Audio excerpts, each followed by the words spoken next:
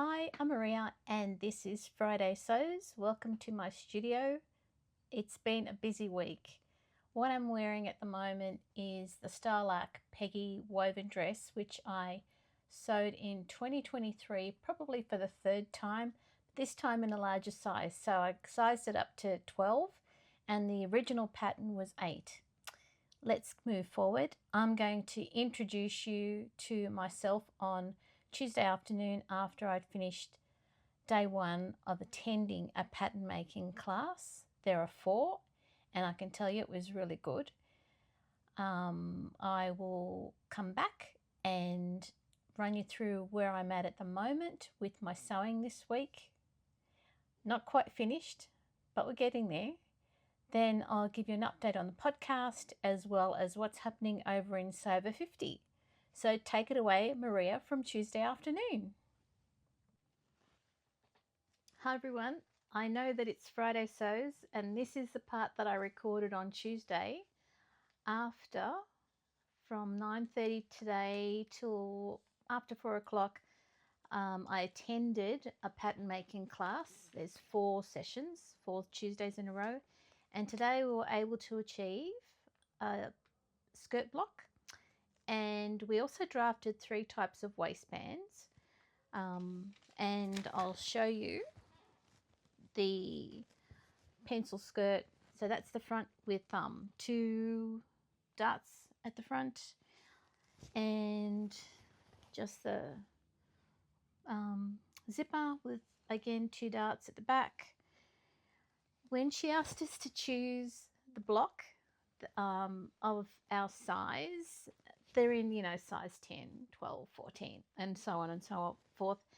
I didn't know which one to choose, so I ended up picking one, I think it was a size 14, and I based that choice on my lower hip measurement. So that's the widest part of my body.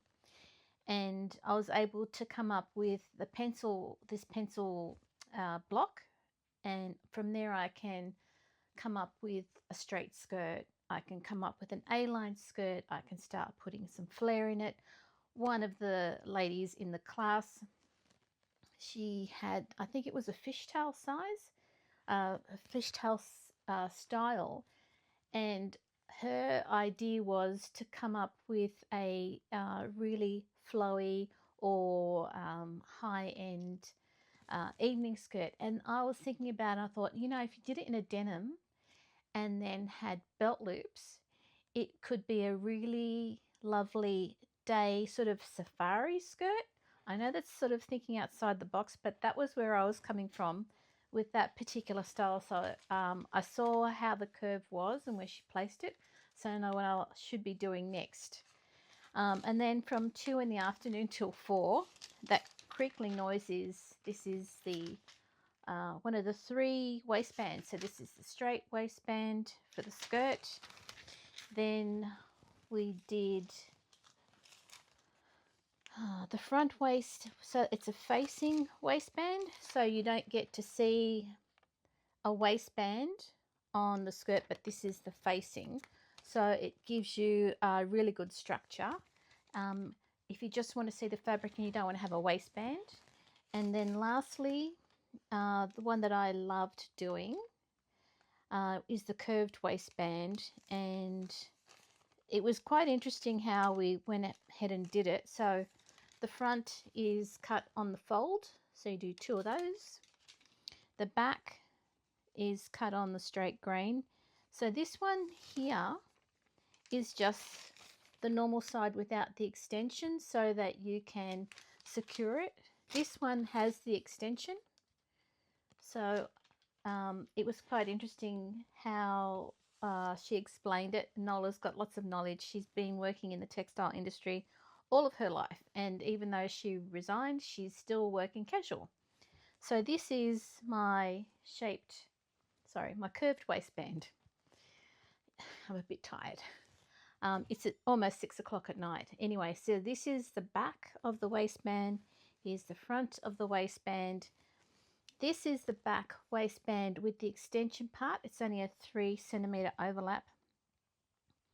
And that allows you to have a button hook and eye, and you could either do it over the top or behind, depending on what the look is of your skirt. So I'm really pleased I was able to achieve all that in one day, and I'll hand you back to me for Friday Sews. Thank you, Maria from Tuesday. What I was trying to do before we did this recording for Friday Sews is to finish off the two pencil skirts with fitted waistbands that I drafted on Tuesday so I could show you. I'm not going to rush them. They need to be finished and finished so that they work. So there were a few little things that went wrong today, but they are being fixed. Lots of unpicking happened, and so that's for next week. The other thing that I wanted to show you is Natalie gave me some good feedback about what sort of view she wanted me to have for my sewing studio. So I put up this poster of Linda Jackson and Jenny Key. They're Australian designers who were huge in the 80s, and I found the poster in my cleanup. The cleanup continues. My obsession with Butterick 3390 continues as well. This version here has got, I've done some princess seams in the back for a better fit. So I'd already done the sway back adjustment, but I wanted some more fit here. There's the invisible zipper or the concealed zipper, and that's again allowed to allow me to get in and out of a boxy top. And I can tell you one thing, having this style when the temperature is 40 degrees Celsius or 104 degrees Fahrenheit is really handy. And I think that's why I'm still obsessed with this pattern. So it's out of print, and I'm using out of print patterns because I can have access to them and they're in my stash. So why not use them? The fabric was also a Minerva project from probably 6 years ago now. Yep. Found that in the stash, so why not use it?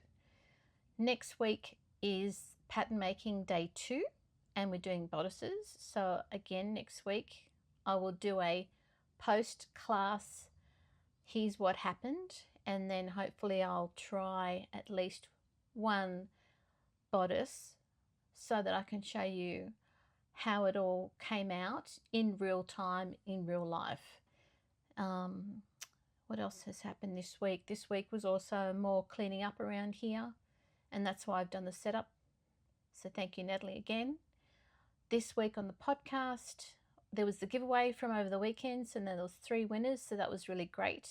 I'm really pleased that when people come on the podcast and they have a product or a book, that they provide that to listeners as a thank you. This week was FabCycle or FabCycle Van on Instagram. They're based in Vancouver, BC, Canada, and it's a textile reuse organisation, and Irina's the brains behind that, and also Sojo Frocktails, which was on last year, and the venue was a car showroom. Thinking outside the box. It was really great, and Irina, thank you for being on the podcast. Let's see, so in Sew50, you'll also know that this month's hashtag is hashtag FebruarySewOver50, and that's how we'll find you. Also, in the coming weeks, a big thank you to Bird and Molly for spending the last 3 years developing So50Live for the Sew50 account on Instagram. They're stepping back, but they're also training some of us in the social media team for Sew50 to actually run once a month Sew50Live. So we've had a little bit of a meeting. We're going to go into planning mode and come up with some live sessions that I hope that you'll get engaged with and enjoy. You know, it's really great to see people within the community getting in front of the camera in a way that allows you to learn a little bit more about makers and more about organisations and what it's like where they're providing visibility for older sewers. And that's it from me for today. Thank you for joining me on my version of Friday Sews in my studio. Next week is the bodice class, and I think I'm going to leave it there. All the new subscribers, thank you for joining my Velo Sew Studio YouTube account. Most of my write-ups about patterns are already on velosews.com, which is my blog, and I'll also have them on the Instagram account. I'll also give you an update next week about Mimiquins, but we'll leave it there. Thank you. Have a great week. See you next week. Thank you. Bye.